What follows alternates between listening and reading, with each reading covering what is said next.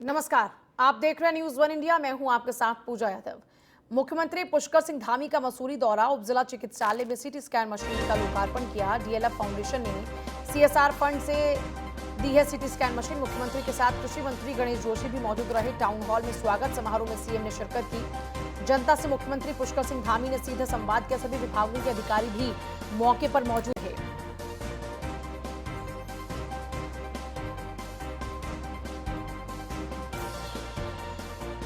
मुख्यमंत्री के साथ गणेश जोशी भी मौजूद रहे। टाउन हॉल में स्वागत समारोह में भी सीएम ने शिरकत की।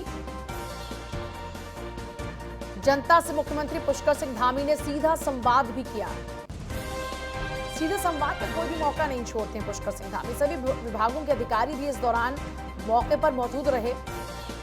मुख्यमंत्री पुष्कर सिंह धामी का ये मसूरी दौरा है और इसी मसूरी दौरे के दौरान में सीटी स्कैन मशीन का लोकार्पण हुआ। उप जिला चिकित्सालय में सीटी स्कैन मशीन का लोकार्पण हुआ और लोकार्पण किया सीएम पुष्कर सिंह धामी ने। डीएलएफ फाउंडेशन ने सीएसआर फंड से दरअसल ये मशीन उपलब्ध करवाई है।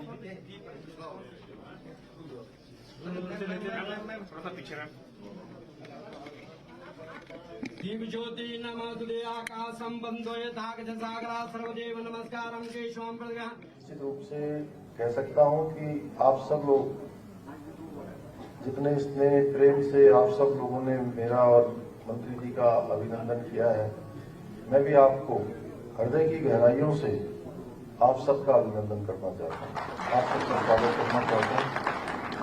अभी आप लोग श्रीमान गणेश जोशी जी को सुन रहे थे और गणेश जोशी जी, चूंकि ये कार्यक्रम हम लोगों का थोड़ा लेट होना था और आज बहुत सारे कार्यक्रम लगे हुए हैं। आज विश्व स्वास्थ्य दिवस भी है। यहाँ से सीधे अभी हरिद्वार जाना है, लेकिन होता क्या है, अब इनका नाम गणेश है। ये प्रसन्न नहीं होंगे तो आप समझ लीजिए कि सारे काम रुक जाएंगे। इसलिए इनको खुश करना बड़ा जरूरी होता है। और इससे अभी कह रहे थे मुझे, अभी आज विश्व स्वास्थ्य दिवस है तो स्वास्थ्य के बारे में आज ये मुझे सलाह दे रहे थे। कह रहे थे कि आप थोड़ा दिन में आराम किया करो। अब मैं भी चाहता हूं कि आराम तो कई बार क्या है कि ऐसा हो जाता था बीच बीच में, तो चुनावों में चलते हुए कब आंखें बंद हो जाती थी गाड़ी में बैठ के। अब आराम करना तो अच्छा लगता है कि नहीं लगता है? लेकिन हमारे सामने मोदी जी हैं जो मैं समझता हूं कि कम से कम कुछ नहीं तो 20 घंटे लगातार काम करते हैं। मैं एक दिन का वाकया बताऊं आपको। हम बनारस गए हुए थे, मुख्यमंत्री परिषद की बैठक थी दिसंबर के महीने में, और वो बैठक हमारी रात को 1 बजे तक चली। मोदी जी स्वयं उस बैठक को ले रहे थे और लेते लेते 1 बज गया रात का। 1 बजे जब हम क्रूज में बैठक हो रही थी और उसको किनारे लगने में थोड़ा टाइम लग रहा था, लगभग 15 मिनट का टाइम लग गया। तो प्रधानमंत्री जी आके खड़े हो गए वहां पर रास्ते में जाने के लिए। उनके बगल में उत्तर प्रदेश के मुख्यमंत्री योगी जी थे और उसके बगल में मैं खड़ा था। तो अब रुकना पड़ा। तो प्रधानमंत्री जी मुझसे बोले कि अभी मुझे एक कार्यक्रम में और जाना है, रात में 1 बजे। तो मैंने सोचा ये रात में 1 बजे आप कौन सा कार्यक्रम होगा। मैं उनसे पूछने ही वाला था, जोत सिंह भाई साहब, मनु भैया, तो मैं उनसे पूछने ही वाला था। तो उतने में वो खुद ही बोले कि मैंने जो यहाँ पर मैं सांसद हूँ बनारस का, और बनारस के सांसद रहते हुए बहुत सारे यहाँ पर प्रोजेक्ट शुरू हुए हैं। उन प्रोजेक्टों को रात में ही देखने जाता हूँ, क्योंकि पहले मैं दिन में जाता था तो लोग परेशान होते थे, जाम लगता था, लोगों को ट्रैफिक की समस्या होती थी, परेशान उनको। इसलिए मैं रात में अब इन प्रोजेक्टों को सबको देखने जाता हूँ। और उसके बाद हमने अगले दिन अखबार में पढ़ा कि प्रधानमंत्री जी ने रात को 3:30 बजे तक उन सारे प्रोजेक्टों को देखा। और उसके बाद अगले दिन फिर से हमारी 9 बजे से बैठक होनी थी और प्रधानमंत्री जी वहां पर 8:45 बजे आ गए थे। इस देश के अंदर एक नई कार्य संस्कृति, एक नया कार्य व्यवहार उनके प्रधानमंत्री बनने के बाद आया है। अब गणेश जी भाई साहब हमसे कह रहे हैं कि आराम करो, ये तो चूंकि बड़े भाई भी हैं और फौजी भी हैं, तो इस नाते भी चूंकि इनका स्वास्थ्य को लेकर, इन सब चीजों को लेकर चिंता करना स्वाभाविक है।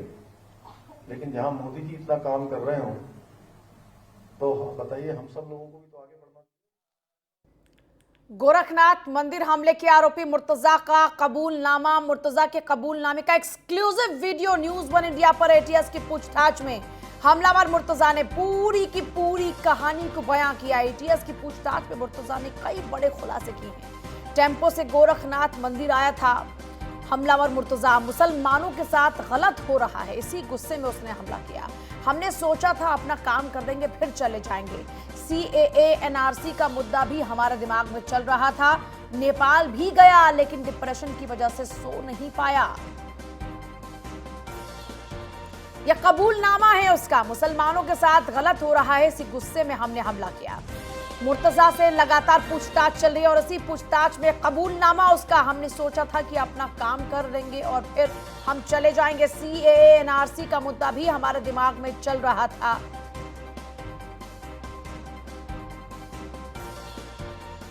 पुलिस के लिए तो उनको एक खुरपी, हमने पूछा खुरपी, तो खुरपी के लिए बताया अंदर कोई कटरे में दुकान, वो मैंने लिया और एक और बड़ा वाला जैसे किए थे वो लिए। तो दोनों सामान लेके हम टेम्पो पे चढ़े, 450 से 500 रुपये का सामान था। टेम्पो पे चढ़े, टेम्पो से नौगढ़ है, शेर टेम्पो में नौगढ़ से जो है उसने कहा कि हम आपको रिजर्व में गोरखपुर पहुँचा देंगे। तो हमने कहा भाई ठीक है, गोरखनाथ में रुकवा देना। तो वहीं पुलिस है, उसी पे हम कुछ अपना कर देंगे कि हम भी चले जाएंगे, काम हो जाएगा, हम भी ना हम रहेंगे। तो इस तरह से हमारे थॉट्स बहुत से एंगल से हम सोच रहे थे जस्टिफाई करने का कि ऐसा भी है कि हाँ भाई देखो CNRC भी कर रहे हैं तो गलत हो रहा है ना। हमारे साथ जो गलत हुआ वो तो ड्राइविंग फैक्टर है ही, उसको मैं दिमाग में हूँ जस्टिफिकेशन, उसके मतलब कोई काम करने से पहले आदमी जस्टिफिकेशन भी तो बनाता है, उसको मैं जस्टिफिकेशन दे रहा था कि मुसलमानों के साथ जुल्म हो रहा है, कोई कर्नाटक में ये हो रहा तो हम अब कोई नहीं करेगा। तो मुझे उस तरह से मैं सोच के मैं बोला कि अब फिर थक गया सोच में, बोला कर ही दो भाई, हम ही ये बीड़ा उठा ले मतलब हम मतलब अब हाँ यही सब कुछ लेके किसी न किसी को तो करना पड़ेगा। हाँ यही सब सोच के जो है हमने मतलब हमारे को कोई फ्यूचर देते कि हम ऐसा नहीं था कि हम अपने घर से निकल के आए थे। हम अपने घर से तुम निकल के आए नहीं, हम सुकून से कर रहे थे, घर से निकल के आए मानो हमको ऐसा डेस्परेशन सवार हो गई, उसमें आंखें मेरी पूरी सी गई। नेपाल में भी थे, सो नहीं पाए थे लोग, जहाँ भी यहाँ पूछ रहे थे कहाँ से आए कहाँ से आए, तो हमको लगा कि हमको यहाँ कहीं फ्यूचर ही नहीं है। आप देखिए हमने यहाँ तुम कहाँ पर अपने घर बताया? 7 पार्क रोड। 7 पार्क आगे आप देखिएगा हमने नोट्स में लिखा है कि मर्चेंडाइज 5000 रुपये का टोपी इधर ये सब तरह का सामान खरीद सकते हैं। कार्मल्स के बगल में, कार्मल के बगल तो लिखा था, उस हमने इरादा किया था कि लेकिन मेरी हिम्मत टूटने लगी। परसों से बताते हैं, परसों मेरे बड़े पापा थे, आप बताइए सम्मान आया अगर बताया? हाँ बताया आगे बताया। तो उन्होंने कहा देखो भाई ये थोड़ा सीरियस लग रहा है, CCTV भी देखा, सबको लग रहा है कि पुलिस वाले हैं और ये सम्मान का ऐसा कह रहे हैं और सीरियस लग रहा है, तो तुम देख लो भाई क्या है, कहीं जहाँ रहोगे कहीं जाओगे। तो हमें लगा कि हाँ हो सकता है रात 3 बजे आके हम पुलिस गए, फिर हम डर गए, बहुत ज़्यादा डर गए। तो फिर हम नौगढ़ के निकल लिए, एक बैग लेके जो काला बैग वही, वहाँ से नेपाल चले जाएंगे। नेपाल में मतलब नहीं, किस बात का डर था तुम? कुछ है क्या प्रॉब्लम? पुलिस इन्वेस्टिगेशन से डर है, माइंड में डर है। किस चीज़ का? कोई बात हुई है, कोई इंसिडेंट? नहीं, वो मेरे बड़े पापा कह रहे थे कि क्या है, सोचो कुछ भी हो गया, मतलब गाड़ी हो गया हो क्या, या कुछ भी सोचो, तुम्हारे पिछली शादी हो गई, तुम्हारा कुछ केस किया है, क्या आप सोचना दिमाग लगा रहे हैं क्या हो सकती है। हमारा नहीं कुछ लग नहीं रहा है, फेंक ही लग रहा है। फिर पापा गए तो पापा आए थे उसमें किराएदारी का काम करके, तो उसमें वही थे, तो क्या कुछ सीरियस लग रहा है कुछ नहीं। ठीक है, पुलिस की कोई बात नहीं, वहाँ जाने की क्या जरूरत? हम सोचे कि हमारा इमीडिएट पर्पस ये है कि किसी और के घर जाओ और फिर फोन भी ट्रेसेबल ना हो। तमाम थाने है, चौकी है, वहाँ जाने के कल वहाँ क्यों गए थे मंदिर में? हुआ क्या कि हम जब नेपाल में गए थोड़ा खड़ा हो जाइए। सीएम पुष्कर सिंह धामी का हरिद्वार दौरा, रामकथा में हिस्सा ले रहे हैं मुख्यमंत्री। पतंजलि योगपीठ में कथा चल रही है। दरअसल मुरारी बापू के सानिध्य में ये रामकथा चल रही है और इसी रामकथा में मौजूद हैं सीएम पुष्कर सिंह धामी। उनका हरिद्वार दौरा है, इससे पहले मसूरी में थे और अब हरिद्वार में है। रामकथा में हिस्सा ले रहे हैं मुख्यमंत्री। यहाँ पर दरअसल जो रामकथा चल रही है वो मुरारी बापू के सानिध्य में चल रही है। पतंजलि योगपीठ में ये रामकथा चल रही है। मुरारी बापू के सानिध्य में ये रामकथा हो रही है, जिसमें भाग लेने के लिए पहुंचे हैं मुख्यमंत्री पुष्कर सिंह धामी। यहाँ रामकथा वो सुनेंगे।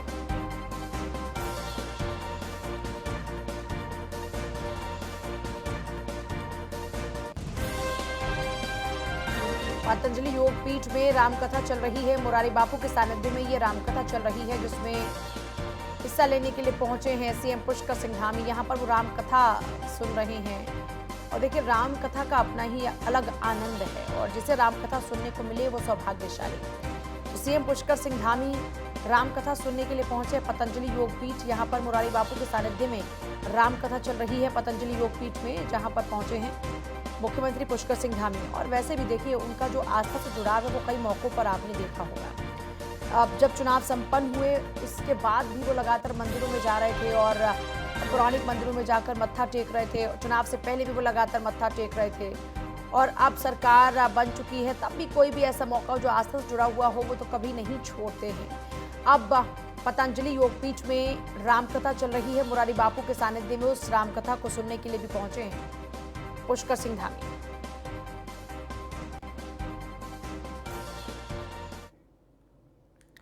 सीएम धामी से मुलाकात के दौरान उपहार और बुके ले जाने पर अब रोक है।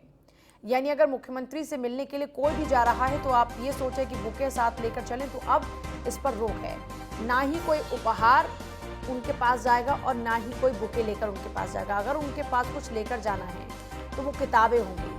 मुख्यमंत्री कार्यालय की ओर से आदेश जारी हुआ है। सीएमओ और सीएम आवास पर गिफ्ट और बुके ले जाने पर रोक है। सीएम से मुलाकात के दौरान पौधा या फिर किताब, यही दो चीजें से अलाउ होगी। कोई गिफ्ट आप सोचें कि कोई आप उपहार लेकर जाए तो वो अलाउ नहीं होगा। सोचें कि फूलों का गुलदस्ता लेकर जाए तो ये अलाउ नहीं होगा। मुख्यमंत्री कार्यालय की ओर से ये आदेश आ चुके हैं कि मुख्यमंत्री से मिलने के दौरान कार्यालय पर कोई भी ना उपहार लेकर आएगा और ना ही बुके लेकर आएगा। सिर्फ कुछ लेकर आएगा तो वो होगा पौधा या फिर किताब। पौधा और किताब ही अब भेंट स्वरूप सिर्फ दी जा सकेगी पुष्कर सिंह धामी को। खबर देहरादून से ही है। सहकारिता भर्ती घोटाले में 8 अफसरों पर कार्रवाई। 4 जिलों के सहायक निबंधक को हटाया गया। जिला सहकारी बैंकों के 4 महाप्रबंधक मुख्यालय से अटैच। देहरादून की जेएम वंदना श्रीवास्तव का सेवा विस्तार समाप्त हुआ। भर्ती घोटाले की जांच प्रभावित नहीं हो, इसीलिए इन अफसरों को हटाया गया है।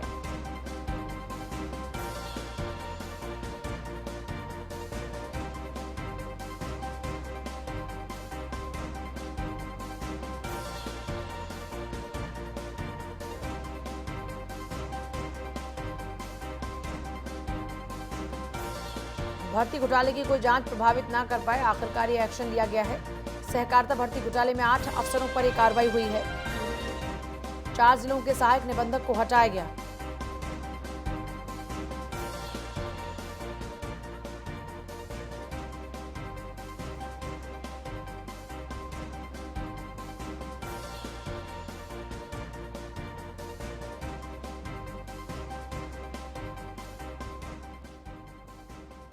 देखिए भर्ती घोटाले की जांच प्रभावित ना हो इसलिए ही इन सबको हटाया गया है। संदीप नेगी जुड़ रहे हैं मेरे साथ। संदीप, जरा पूरी जानकारी आपसे चाहेंगे। सहकारिता भर्ती घोटाले में इन फिलहाल अधिकारियों को हटाया गया है ताकि जांच किसी भी तरीके से प्रभावित ना हो और इस पूरे मामले को लेकर बेसंजीदगी से काम हो रहा है, कार्रवाई हो रही है।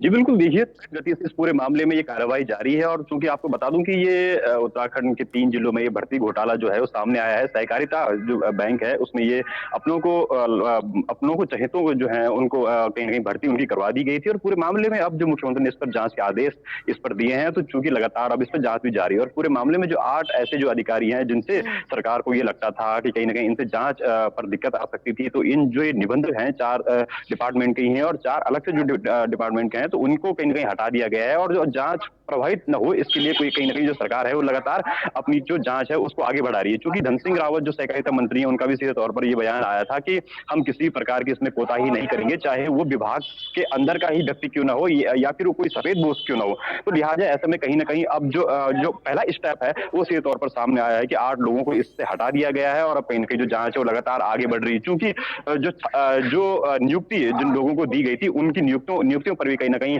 सवाल खड़े होने के बाद अब वो फिलहाल अधर में लटक गए हैं और पूरे मामले की जो विस्तृत जांच है वो अब जारी है। चूंकि आज जांच का चौथा दिन है और ये जांच 15 दिनों के अंदर पूरी की जानी है, चूंकि जिस तरह से सहकारिता मंत्री ने कहा है। तो ऐसे में कहीं न कहीं अब जो बड़ा सवाल ये है कि आखिरकार अब इन लोगों को हटा दिया गया है और जांच को किसी भी प्रकार की कोई दिक्कत न हो और कौन-कौन इसके दायरे में आएंगे इसके लिए लगातार जांच जो जारी है। जी अच्छा संदीप, खास बात यह है कि कौन कौन अब इसकी जद में आएंगे, किस किस के खिलाफ में कार्रवाई होगी, किस किस के खिलाफ में जांच होगी, इसको लेकर तो बात हो ही रही है, लेकिन मूल में कौन है, इसकी पकड़ के लिए अभी तक यहाँ पर कहाँ पहुंच चुकी है जांच?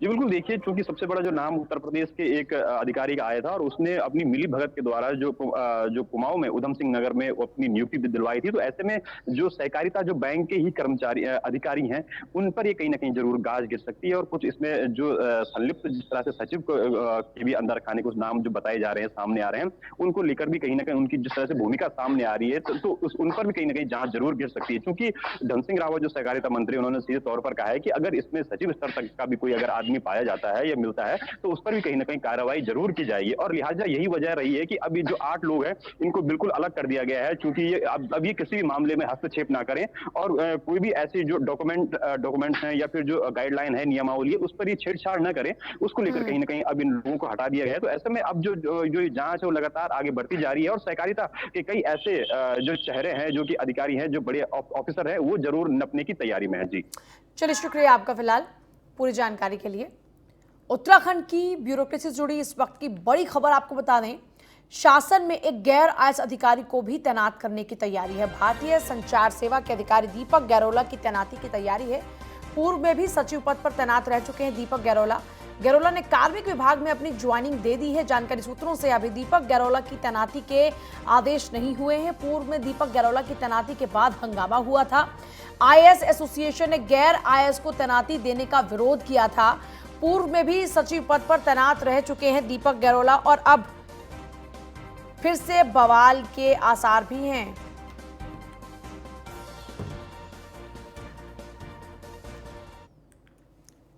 खबर देहरादून से है। 15 फरवरी से अब तक वनों में आग की 240 घटनाएं सामने आ चुकी हैं। 7 लाख की संपत्ति का भी वन विभाग को नुकसान हुआ। अप्रैल और मई में बढ़ सकती हैं ये फिर से आग लगने की घटना, क्योंकि जैसे जैसे गर्मी बढ़ती है वैसे वैसे जंगलों में आग लगनी बहुत तेजी के साथ बढ़ती है। आग लगने की घटनाओं पर वन विभाग पूरी तरीके से अलर्ट है। वन विभाग ने जारी किया है टोल फ्री नंबर भी कि अगर कहीं आग लगे तो टोल फ्री नंबर पर बता सकते हैं, ताकि तुरंत से उस आग पर काबू पाया जाए। क्योंकि आपने देखा कि पहाड़ों पर कितने जंगल जलकर राख हुए इसी आग में। 40 वन जो प्रभाग हैं उनमें 600 क्रूज स्टेशन बनाए गए हैं। 7000 लोगों को वन विभाग ने अपने साथ जोड़ा है। जरूरत पड़ने पर आपदा प्रबंधन विभाग की मदद भी विभाग लेगा।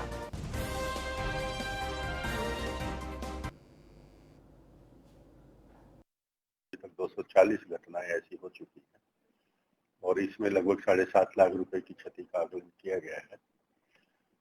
ये अभी अप्रैल और मई हमारे लिए काफी क्रिटिकल है वन अग्नि दुर्घटनाओं के पॉइंट ऑफ व्यू से, क्योंकि अभी और तापमान बढ़ने की संभावना है। जैसे वेदर फोरकास्ट आ भी रहा है कि अभी कोई वर्षा किसी क्षेत्र में होने की संभावना व्यक्त नहीं की जा रही है। केदारनाथ धाम की यात्रा शुरू होने में भले ही अभी 1 महीने का वक्त बाकी हो, लेकिन केदार घाटी के अधिकांश होटल और लॉज एडवांस में ही बुक हो चुके हैं। आपको बता दें कि यात्रा से 1 महीने पहले ही केदार घाटी के होटल्स को 50% ज़्यादा की बुकिंग मिल चुकी है। यही नहीं, यात्रियों ने मई और जून तक के लिए बुकिंग करा दी है। ऐसे में पिछले 2 सालों से कोरोना महामारी के चलते बेरोजगारी की मार झेल रहे होटल्स और अन्य व्यवसायी बेहद खुश नजर आ रहे हैं। देखिए, जैसा कि आपको विदित है, इस वर्ष यात्रा अपने चरम पर जाने की संभावना है और गत 2 वर्षों में जो है कोविड के कारण जो है पर्यटक बाहर नहीं निकल पाए थे। तो इस बार जो रुझान है, जो उम्मीद की जा रही है, बहुत अच्छी यात्रा चलने की उम्मीद है। और हमारे जो पर्यटक आवास गृह हैं, हमारे 3 रैन बसेरा हैं और बाकी जो पर्यटक आवास गृह हैं वो पूरे पूर्ण रूप से सुसज्जित कर लिए गए हैं। और आपको विदित भी होगा कि सारे जो है फुल हैं। इस बार पर्यटक आवास गृहों में एडवांस बुकिंग आ चुकी है। और केदारनाथ यात्रा मार्ग पे भी जो है काफ़ी प्रशासन के द्वारा तैयारियां कर ली गई है। पर्यटन विभाग के द्वारा इस वर्ष हमने जो है कुछ नवयुवकों को मसाज की ट्रेनिंग दी गई थी। मसाज ट्रेनिंग उनको दी गई है जो मार्ग में पैदल यात्री आएंगे। तो इस वर्ष उम्मीद करते हैं कि वो जिनको हमने ट्रेनिंग दी थी वो युवा आकर के जो है अपनी सेवाएं प्रदान करें। 2 साल से ये कोविड की मार झेल रहे थे, तो इस बार काफ़ी उम्मीदें हमें इस यात्रा से हैं, क्योंकि इस बार काफ़ी अच्छी मात्रा में हमारे पास इंक्वायरी भी आ रही है। यात्री लगातार फ़ोन के माध्यम से, ऑनलाइन हमसे लगातार बुकिंग के बारे में संपर्क कर रहे हैं और काफ़ी बुकिंग हमारी मई और जून के लिए इस बार लगभग हो चुकी हैं। होटल 70% लगभग बुक इस समय हो चुका है। 2 वर्षों से कोरोना के कारण जो कि पूरा होटल व्यवसाय ठप हो चुका था, तो इस वर्ष एक व्यवसायियों में एक उम्मीद जगी है कि इस वर्ष काफ़ी उनके पास इंक्वायरियां आ रही हैं और इस वर्ष क्षेत्र में काफ़ी बुकिंगें आ रही हैं। और होटल व्यवसायों पे जो आर्थिक रूप से जो बैंकिंग ऋण का और उन पर जो एक्स्ट्रा बिजली के बिलों की ये समस्याएं जो उत्पन्न हुई थी, उनको इस बार व्यवसायी सॉल्व कर पाएंगे। दिनेशपुर में राष्ट्रीय स्वयं सेवक संघ के कार्यकर्ताओं ने पथ संचालन किया। ITI मैदान से शुरू होकर पथ संचालन कई मार्गों और गलियों से होते हुए वापस ITI मैदान पर आकर संपन्न हुआ। इससे पहले ITI मैदान पर बौद्धिक कार्यक्रम का आयोजन हुआ। कोरोना काल के चलते करीब 2 साल बाद कार्यक्रम का आयोजन हुआ।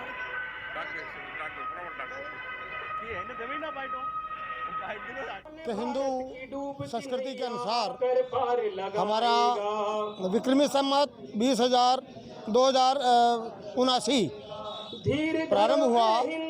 इस विक्रमी संवत हमारी भारतीय संस्कृति विक्रमी संवत के अनुसार चलती है और विक्रमी संवत 2079 के उपलक्ष्य में और उसके साथ ही साथ परम पूज्य डॉक्टर केशवराव बलिराम हेडगेवार जी के जन्म के उपलक्ष्य में और संघ की स्थापना के उपलक्ष्य में आज का ये कार्यक्रम प्रतिवर्ष मनाया जाता है।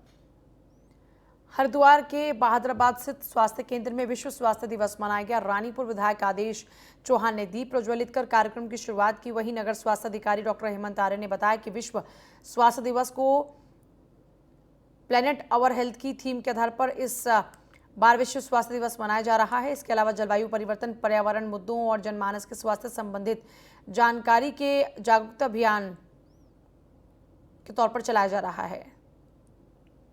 जो है 7 अप्रैल है, विश्व स्वास्थ्य दिवस के रूप में इसको पूरे देश में मनाया जाता है। तो आज हम लोग भी यहाँ पे 7 अप्रैल 2022 को आज हम विश्व स्वास्थ्य दिवस मना रहे हैं। माननीय विधायक जी आदेश चौहान जी, BHEL रानीपुर विधायक जी के द्वारा अभी यहाँ पे दीप प्रज्वलित करके इसका उद्घाटन किया गया और उनके द्वारा जो है सभी को समझाया गया पर्यावरण के संबंध में। और इस संबंध में मैं यही कहना चाहता हूँ कि जिस तरीके से आजकल पर्यावरण में बहुत ही पॉल्यूशन और इस तरह की चीज़ें बढ़ती जा रही हैं जो हमारे स्वास्थ्य के लिए बहुत ख़तरनाक हैं, तो WHO के द्वारा भी ये बताया गया है कि करीबन 13 मिलियन मौतें जो हैं इस तरह की होती हैं प्रति वर्ष पूरे विश्व में, जो कि अवॉइडेबल होती है, जिनको बचाया जा सकता है, जो कि पर्यावरण के संबंधी कारणों की वजह से होती है। तो इसीलिए हम लोगों को जो है आज यही एक संदेश देना है। जो इस बार हमारी वर्ल्ड हेल्थ डे है, जिसकी उसका थीम है आवर प्लैनेट आवर हेल्थ, जो है 7। धर्मनगरी हरिद्वार के हर की पैड़ी में पंजाब के रहने वाले दीपक अपनी कलाकारी से श्रद्धालुओं को आकर्षित कर रहे हैं। पंजाब के अबोहर निवासी दीपक अपने कपड़ों और पूरे शरीर पर सिल्वर पेंट लगाकर स्टैचू आर्ट का बेहतरीन नमूना पेश कर लोगों की जमकर वाहवाही लूट रहे हैं। दर्शक भी उनकी कलाकारी से बेहद खुश हैं और उनको इनाम भी दे रहे हैं और उनके साथ सेल्फी भी खूब ले रहे हैं।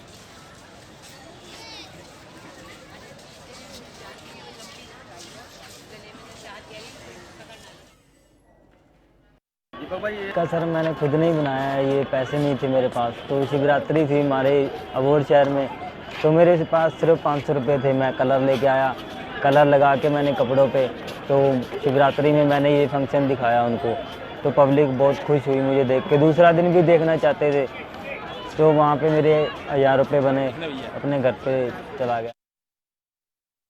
मैं यहाँ हर की पौड़ी आया था, मैंने यहाँ से गुजरा तो मैं भाई साहब को देखा, मतलब कि ना ये अलग ही डिफरेंट ही इनकी कला है।